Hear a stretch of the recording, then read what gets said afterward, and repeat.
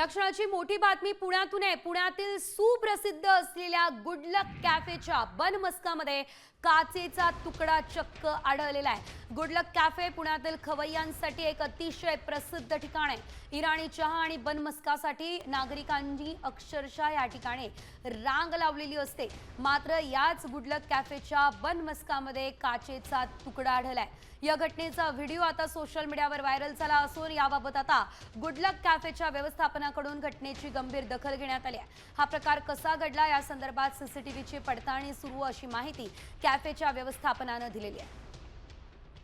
या संदर्भात अधिकची अपडेट घेऊयात आमचे प्रतिनिधी अक्षय बडवे यांच्याकडून। अक्षय, गुड लक कॅफे म्हटलं तर ते अतिशय जुनं नाव पुण्यातलं समोर येतं आणि याच ठिकाणच्या बनमस्कामध्ये काचेचा तुकडा आढळला, नेमकं काय घडलंय?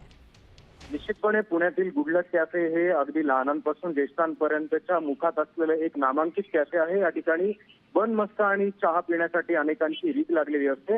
मात्र याच ठिकाणी एका ग्राहकाच्या ताटात डिश मध्ये म्हणजे बनमस्का त्यांनी ऑर्डर केला होता आणि त्या ठिकाणी काच आढळून आल्याचा प्रकार जो आहे तो आता समोर आलेला आहे। या घटनेचा व्हिडिओ सोशल मीडियावर व्हायरल झालेला असून या संपूर्ण घटनेची जी माहिती आहे त्याची सीसीटीव्ही तपासणी जी आहे ती आता गुड लक हॉटेल या कॅफेच्या व्यवस्थापनाकडून सुरू आहे आणि लवकरच कॅफेच्या व्यवस्थापनाकडनं याबाबतची माहिती जी आहे ती देखील माध्यमांना दिली जाणार आहे। निश्चितच धन्यवाद अक्षय दिलेल्या या सर्व अपडेट्ससाठी। तर बनमस्कामध्ये काचेचा तुकडा आढळलाय। पुण्यातील गुड लक कॅफेमध्ये ही संपूर्ण घटना घडलेली आहे।